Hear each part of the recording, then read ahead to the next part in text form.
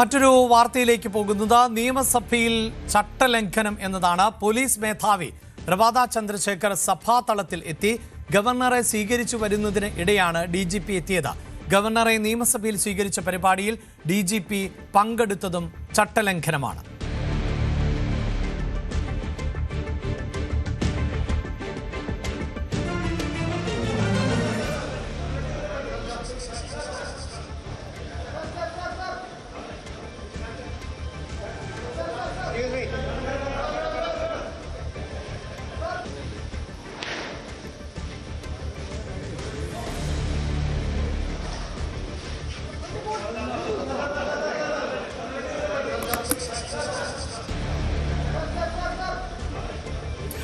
വാർത്തയുടെ വിശദാംശങ്ങളുമായി VV അരുൺ ആണ് ചേരുന്നത്. അരുൺ, സഭയുടെ നാഥൻ എന്നത് സ്പീക്കറാണ്.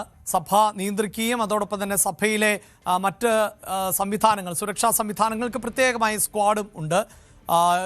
നയപ്രഖ്യാപനത്തിൻ്റെ ഒരു ചടങ്ങും രീതിയും ഒക്കെ നമുക്കറിയാവുന്നതുമാണ്. ഗവർണറെ മുഖ്യമന്ത്രിയും പ്രതിപക്ഷ നേതാവും സ്പീക്കറും ചേർന്നുകൊണ്ട് ഡൈസിലേക്ക് സ്വീകരിച്ച് എത്തിക്കും. പിന്നീട് നയപ്രഖ്യാപന പ്രസംഗത്തിലേക്ക് പോകും.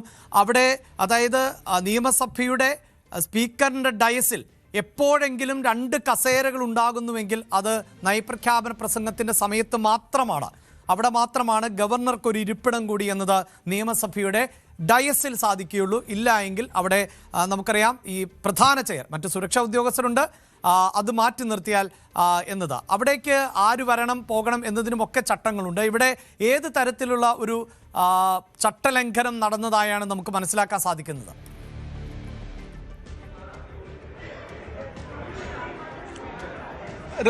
അഭിലാഷ്, തീർത്തും അസാധാരണമായ ഒരു നടപടിക്രമത്തിനാണ് നിയമസഭ സാക്ഷിയായത്.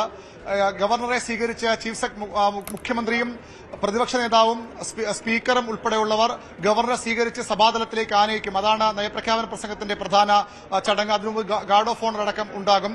അങ്ങനെ ആ പ്രൊസഷൻ ഉണ്ട്. അതൊരു പ്രൊസഷൻ എന്നാണ് പറയുന്നത്. ഗവർണറെ സ്വീകരിച്ചുകൊണ്ട് ഇരിപ്പിടം വരെ കൊണ്ടുപോവുക. അതിൽ ചീഫ് സെക്രട്ടറി ഉൾപ്പെടെയുള്ളവർ, മന്ത്രിമാരും സ്പീക്കറും അതുപോലെ തന്നെ നിയമസഭാ സെക്രട്ടറിയും കഴിഞ്ഞാൽ ചീഫ് സെക്രട്ടറിക്കാണ് അതിൽ പങ്കെടുക്കാൻ അവകാശമുള്ളത്. സഭയ്ക്കുള്ളിൽ പ്രവേശനവും ചീഫ് സെക്രട്ടറിക്ക് വരെ മാത്രമാണ്. എന്നാൽ സംസ്ഥാന പോലീസ് മേധാവി റവാദ ചന്ദ്രശേഖർ ഇന്ന് സഭാതലത്തിൽ പ്രവേശിച്ചു എന്നുള്ള ഏറ്റവും ഗുരുതരമായ കാര്യം. അത്തരമൊരു നടപടിക്രമം സഭയിൽ ഒരിടത്തുമില്ല. റവാദ ചന്ദ്രശേഖരനോ അല്ലെങ്കിൽ ഏതെങ്കിലും പോലീസ് ഉദ്യോഗസ്ഥർക്കോ സഭാതലത്തിലേക്ക് പ്രവേശിക്കാനുള്ള അനുമതിയില്ല. കേന്ദ്ര സർക്കാർ തയ്യാറാക്കിയ ഒരു പ്രോട്ടോകോൾ ഉണ്ട്. ആരൊക്കെയാണ് ഈ നയപ്രഖ്യാപന പ്രസംഗത്തിൽ ഗവർണറെ ആനയിച്ചു കൊണ്ടുപോകുമ്പോൾ ആ പ്രൊസഷനിൽ ഉണ്ടാകേണ്ടത്, ആർക്കൊക്കെയാണ് സഭാതലത്തിൽ പ്രവേശിക്കാൻ കഴിയുന്നത് എന്നുള്ളത്. പക്ഷേ അതെല്ലാം മറികടന്നുകൊണ്ടാണ് ഇന്ന് റവാദ ചന്ദ്രശേഖർ സംസ്ഥാന പോലീസ് മേധാവി സഭാതലത്തിൽ പ്രവേശിച്ചത്. അതിന്റെ ദൃശ്യങ്ങളാണ് ഇപ്പോൾ ന്യൂസ് 18 പ്രേക്ഷകർ കാണുന്നത്. ഒരു കാരണവശാലും അത് അനുവദനീയമായ ഒന്നല്ല. സഭയ്ക്കുള്ളിൽ ഇങ്ങനെ സംസ്ഥാന പോലീസ് മേധാവിക്ക് പ്രവേശിക്കാനുള്ള നിയമപരമായ അനുമതിയില്ല. കേന്ദ്ര സർക്കാരിന്റെ പ്രോട്ടോകോൾ അത് അനുവദിക്കുന്നില്ല. ചീഫ് സെക്രട്ടറി വരെ ഉള്ളവർക്ക് സഭയിൽ പ്രവേശിക്കാം. ചീഫ് സെക്രട്ടറിയാണ് സംസ്ഥാനത്തെ ഏറ്റവും പ്രമുഖനായ ഉദ്യോഗസ്ഥൻ, 1ാം നമ്പർ ഉദ്യോഗസ്ഥൻ. അദ്ദേഹത്തിന് സഭാതലത്തിൽ പ്രവേശിക്കാം. അവിടെ അദ്ദേഹത്തിന് ഇരിപ്പിടവും നയപ്രഖ്യാപന പ്രസംഗം പോലുള്ള സമയങ്ങളിൽ ഉണ്ടാകാറുണ്ട്. പക്ഷേ അത് മറികടന്നുകൊണ്ടാണ് റവാദ ചന്ദ്രശേഖർ സംസ്ഥാന പോലീസ് മേധാവി സഭാതലത്തിലേക്ക് കടന്നത്. ഇത് അദ്ദേഹത്തിനെതിരെ അടിയന്തര നടപടി വേണ്ടുന്ന ഒരു കുറ്റമാണ്. സ്പീക്കറാണ് നടപടി എടുക്കേണ്ടത്. ഇത് നിയമസഭാ സെക്രട്ടേറിയറ്റിന്റെ ശ്രദ്ധയിൽ അല്പസമയം മുമ്പ് വരെ പെട്ടിട്ടില്ല എന്നാണ് അറിയുന്നത്. പക്ഷേ നമുക്ക് ലഭിക്കുന്ന വിശ്വസനീയ വിവരമനുസരിച്ച് റവാദ ചന്ദ്രശേഖർ ഈ പൊസിഷന്റെ ഭാഗമായപ്പോൾ തന്നെ ഉദ്യോഗസ്ഥർ നിർദ്ദേശം നൽകിയിരുന്നു. താങ്കൾക്ക് ഇതിന്റെ ഭാഗമാകാൻ കഴിയില്ല, താങ്കൾക്ക് സഭാതലത്തിലേക്ക് പ്രവേശിക്കാൻ കഴിയില്ല എന്ന് കൃത്യമായ നിർദ്ദേശം നൽകിയിരുന്നു. അതിനുശേഷവും റവാദ ചന്ദ്രശേഖർ ഇതിനുള്ളിലേക്ക് കടന്നു. അവിടെ അദ്ദേഹത്തിന് ഇരിപ്പിടമില്ല. അങ്ങനെ അദ്ദേഹം അവിടെ കറങ്ങി നടന്ന ശേഷം മറ്റൊരു വാതിലിലൂടെ പുറത്തേക്ക് പോവുകയായിരുന്നു എന്നാണ് നമുക്ക് ലഭിക്കുന്ന വിശ്വസനീയ വിവരം. ആ ദൃശ്യങ്ങളിൽ അദ്ദേഹം പോകുന്നത് ഉണ്ടെന്ന് ഞാൻ കാണാൻ ആകുന്നുണ്ടെന്ന് ഇപ്പോൾ കരുതുന്നു. ഞാൻ ആ ദൃശ്യങ്ങൾ ക്രോസ് ചെയ്ത ശേഷമാണ് ഇപ്പോൾ പ്രേക്ഷകർ കാണുന്നത് സഭയ്ക്ക് ഉള്ളിലെ ദൃശ്യങ്ങളാണ്. അരുൺ സൂചിപ്പിക്കുന്ന പോലെ സഭയ്ക്ക് കൃത്യമായ ചട്ടങ്ങളുണ്ട്.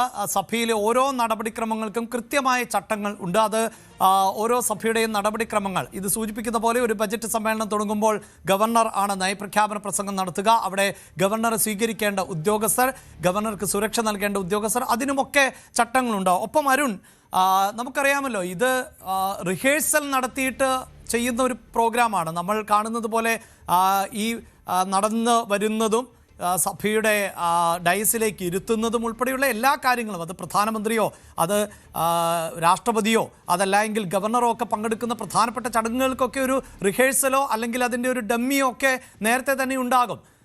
ഇവിടെ എന്താണ് മനസ്സിലാക്കാൻ സാധിക്കുന്നത്? കാരണം ഈ കഴിഞ്ഞ ദിവസങ്ങളിലുണ്ടായ സംഭവവികാസങ്ങളുണ്ടല്ലോ. അതായത് ED പ്രതിപക്ഷ നേതാവിൻ്റെ വസതിയിൽ നടത്തിയ പരിശോധന, അതിന് പിന്നാലെയുണ്ടായ അക്രമ സംഭവങ്ങൾ, അതിൽ ഗവർണർ തന്നെ റിപ്പോർട്ട് തേടുന്ന ഒരു സാഹചര്യമൊക്കെ ഉണ്ടായി. അപ്പോൾ ഏതെങ്കിലും തരത്തിലുള്ള ഒരു സുരക്ഷാ പ്രശ്നം ഉണ്ടായിരുന്നോ? ഒപ്പം ഈ സ്പീക്കറിന് അവകാശങ്ങൾ, സ്പീക്കറിന് ഇപ്പം നമുക്കറിയാം, ഇപ്പോൾ ഒരു MLA കുറ്റം ചെയ്താൽ MLAക്ക് വേണമെങ്കിൽ ഒരു ഒളിത്താവളമായി നിയമസഭയെ മാറ്റാം, കാരണം അവിടേക്ക് പോലീസിന് പ്രവേശനമില്ല. അത്തരം സാഹചര്യങ്ങളിലൊക്കെ സ്പീക്കർ അനുമതി നൽകുക, അവിടെ നിന്ന് വേണമെങ്കിൽ പോലീസിന് നീക്കം ചെയ്യണമെങ്കിൽ നീക്കം ചെയ്യാം. അതൊക്കെയാണല്ലോ നമ്മുടെ ചട്ടങ്ങൾ എന്നത്. അപ്പോൾ ഏതെങ്കിലും തരത്തിലുള്ള അത്തരം വിവരങ്ങൾ, അതായത് സ്പീക്കറിൻ്റെ അറിവോടെയാണോ അനുമതിയോടെയാണോ അത്തരം വിവരങ്ങളോ സൂചനകളോ എന്തെങ്കിലും പുറത്തു വരുന്നുണ്ടോ അരുൺ?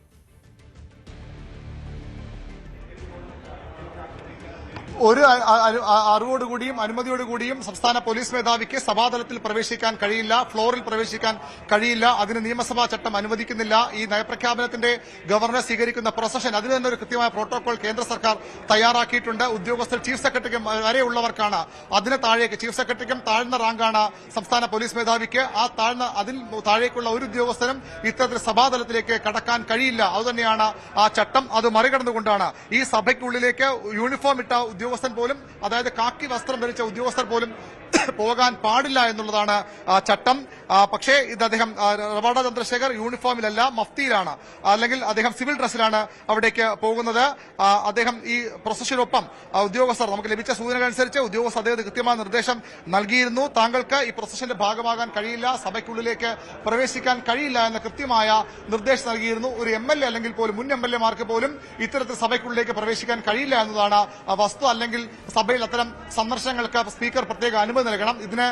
ഇതുമായി ബന്ധപ്പെട്ട് പറയാവുന്ന ഒരു കാര്യമുള്ളത്, നേരത്തെ 2011 ഉമ്മൻചാണ്ടി സർക്കാരിന്റെ കാലത്ത് സഭയ്ക്കുള്ളിൽ വലിയ സംഘർഷം, വാച്ചാൻ വാർഡും ഇടതുപക്ഷ MLA-മാരുമായി വലിയ ഏറ്റുമുട്ടലും പ്രശ്നങ്ങൾ ഉണ്ടാകുമ്പോൾ അന്ന് ഇടതു മുന്നണിയുടെ നിയമസഭാകക്ഷി ഒന്നടങ്കം അന്നത്തെ പ്രതിപക്ഷ നേതാവ് VS അച്യുതാനന്ദന്റെ നേതൃത്വത്തിൽ സഭയ്ക്കുള്ളിൽ സമരം നടത്തിയിരുന്നു. അന്ന് ഈ സമരം നടക്കുന്നറിഞ്ഞ് മുൻ MLA, അദ്ദേഹം ആ സമയത്ത് MLA ആയിരുന്നില്ല, 2006 MLA ആയിരുന്ന മുൻ മന്ത്രി കടകംപള്ളി സുരേന്ദ്രൻ വളരെ പെട്ടെന്ന് അവരെ ഐക്യദാർഢ്യം അർപ്പിക്കാൻ വളരെ വേഗത്തിൽ ഈ സഭയ്ക്കുള്ളിലേക്ക് കടന്നു കയറി. യഥാർത്ഥത്തിൽ അദ്ദേഹത്തിന് വന്ന് കയറാൻ പാടില്ലായിരുന്നു. പക്ഷേ അന്ന് അദ്ദേഹം മുൻ MLA എന്നൊരു പരിഗണന വെച്ച് കടകംപള്ളിക്കെതിരെ നടപടി ഉണ്ടായില്ല. അന്ന് സ്പീക്കർ G കാർത്തികേയനായിരുന്നു. അദ്ദേഹം നടപടിയിലേക്ക് പോയില്ല. അത് ഒരു മുൻ MLA ആണ്. മുൻ MLAക്ക് പോലും അത്തരത്തിൽ കയറാൻ കഴിയില്ല. MLA-മാർക്കും ഇത്തരത്തിൽ ഉദ്യോഗസ്ഥർക്കും, അല്ലെങ്കിൽ ഗവർണർക്ക് ഒപ്പമുള്ള സുരക്ഷാ ഉദ്യോഗസ്ഥർ, അങ്ങനെയാണ് ആ ഒരു ഉദ്യോഗസ്ഥരാണ്, ഗവർണർക്കൊപ്പമുള്ള ഉദ്യോഗസ്ഥരാണ് യൂണിഫോം അണിഞ്ഞ ഒരാൾ ഇപ്പോൾ സഭയ്ക്കുള്ളിൽ കടക്കാൻ കഴിയുന്നത്. അല്ലാതെ കാക്കി ഡ്രസ് ഇട്ട് പോലും. അതുകൊണ്ടാണ് സഭയിലെ സുരക്ഷാ ഉദ്യോഗസ്ഥർക്ക് പോലും വെള്ള വസ്ത്രം, വാച്ചൻ വാർഡിന് വെള്ള വസ്ത്രം നൽകിയിരിക്കുന്നത്. അത്തരത്തിൽ ഉദ്യോഗസ്ഥർക്ക്, പോലീസ് ഉദ്യോഗസ്ഥർക്ക്, ഏത് പദവിയിലുള്ള ഉദ്യോഗസ്ഥർക്കും സഭാതലത്തിൽ കടക്കാനുള്ള അനുമതിയില്ല. ചട്ടപ്രകാരം അത് അനുവദിക്കുന്നില്ല. അത് നിയമവിരുദ്ധമായ നടപടിയാണ്, ചട്ടവിരുദ്ധമായ നടപടിയാണ്. ഗവർണർ പോലീസ് മേധാവിക്കെതിരെ നടപടിയെടുക്കേണ്ട ഒരു കാര്യമാണ് ഉണ്ടായിരിക്കുന്നത്. സ്പീക്കർ തിരുവഞ്ചൂർ രാധാകൃഷ്ണൻ എന്ത് നടപടിയാണ്, അദ്ദേഹത്തിന്റെ ശ്രദ്ധയിൽ ഇതിനകം വന്നിട്ടുണ്ടാകണം. ഞാൻ നേരത്തെ അദ്ദേഹത്തിന്റെ ഓഫീസിൽ പോകുമ്പോൾ അദ്ദേഹം BSc കാര്യോപദേശ സമിതി യോഗത്തിലായിരുന്നു. അപ്പോൾ അദ്ദേഹം അറിഞ്ഞിട്ടില്ല, അദ്ദേഹത്തിന്റെ സെക്രട്ടറിയും അക്കാര്യം അറിഞ്ഞിട്ടില്ല. പക്ഷേ ഇപ്പോൾ സ്വാഭാവികമായും അവരുടെ ശ്രദ്ധയിൽ വന്നിട്ടുണ്ട്. അതിനു മുമ്പ് തന്നെ ഉദ്യോഗസ്ഥർ റവാഡയോട് അവിടേക്ക് പോകരുത്, താങ്കൾ അതിനെ ചുമതലപ്പെട്ട ഉദ്യോഗസ്ഥനല്ല, ഉത്തരവാദിത്തപ്പെട്ട ഉദ്യോഗസ്ഥനല്ല, വളരെ വ്യക്തമായി തന്നെ ഉദ്യോഗസ്ഥർ നിർദ്ദേശം നൽകി. അത് മറികടന്നുകൊണ്ടാണ് മറ്റു ചില സ്ഥലങ്ങളിൽ കറങ്ങി നടക്കും പോലെ സംസ്ഥാന പോലീസ് മേധാവി സഭാതലത്തിൽ സഭയുടെ വെള്ളിലടക്കം, ആ ഭാഗത്തടക്കം കറങ്ങി നടക്കുന്ന ദൃശ്യങ്ങളുണ്ട്. പിന്നീട് അദ്ദേഹം മറ്റൊരു ഗേറ്റിലൂടെ പുറത്തേക്ക് പോകുന്നതും നമുക്ക് ദൃശ്യങ്ങളിൽ കാണാം. വലിയ ചട്ടലംഘനം നടന്നിരിക്കുന്നു കേരള നിയമസഭയിൽ. നിരവധി ഇതിഹാസപരമായ നിയമമുഹൂർത്തങ്ങൾക്ക് സാക്ഷിയായ കേരള നിയമസഭയിൽ ഒരു ചട്ടലംഘനത്തിന് കൂടി വേദിയാകുന്നു. സംസ്ഥാന പോലീസ് മേധാവി ആരുടെയും അനുമതിയില്ലാതെ, നിയമപരമല്ലാതെ സഭാതലത്തിലേക്ക് കടന്നു കയറിയിരിക്കുന്നു എന്ന് തന്നെ പറയേണ്ടി വരും. അഭിലാഷ്. യെസ്, എന്തു തന്നെയാണെങ്കിലും നമ്മുടെ നിയമസഭ സാമാജികരുടെ ഇടം ആണ്. അവിടെ ഇത്തരം, അതായത് നിയമസഭാ സമ്മേളനം നടക്കുന്ന സമയങ്ങൾ, ഗവർണറുടെ നയപ്രഖ്യാപന പ്രസംഗം നടക്കുന്ന സമയങ്ങൾ, അതൊക്കെ വളരെ നിയന്ത്രണം ഉള്ള സമയം കൂടിയാണ്. അതേസമയം നമുക്കറിയാം, പലപ്പോഴും ഈ നിയമസഭാ ദിനാചരണത്തിന്റെ ഭാഗമായി പൊതുജനങ്ങൾക്ക് പോലും പ്രവേശനം നൽകാറുണ്ട്. അത്തരം സാഹചര്യം സഭാ സമ്മേളന അളവിലും പ്രത്യേക പെർമിഷൻ ഉണ്ട്. പക്ഷേ ഇവിടെ ഇതാ ഒരു നയപ്രഖ്യാപന പ്രസംഗം നടക്കുമ്പോൾ അവിടെ ഗവർണറെ ആനയിച്ച് എത്തുന്ന ഉദ്യോഗസ്ഥർ, അനുമതി നൽകപ്പെടുന്ന ഉദ്യോഗസ്ഥർ, അവരുടെ കൂട്ടത്തിൽ ഇല്ലാത്ത ഒരാൾ, DGP, സംസ്ഥാനത്ത് പോലീസ് മേധാവി ഉണ്ടാകുന്നു എന്നത് അത് സഭയുടെ ചട്ടലംഘനം എന്നതാണ് VV അരുൺ നൽകുന്ന വിവരങ്ങൾ. നേരത്തെ കേരളത്തിന്റെ മുഖ്യമന്ത്രിയായിട്ടുള്ള VD സതീശൻ കീഴ്വഴക്കങ്ങൾ മാറ്റാനുള്ളതാണല്ലോ എന്ന് പറഞ്ഞിട്ടുണ്ട്. അങ്ങനെ ഇതൊരു കീഴ്വഴക്കത്തിന്റെ ലംഘനമല്ല, ചട്ടലംഘനം എന്നുള്ളതാണ് നമുക്ക് മനസ്സിലാക്കാൻ സാധിക്കുന്നത്.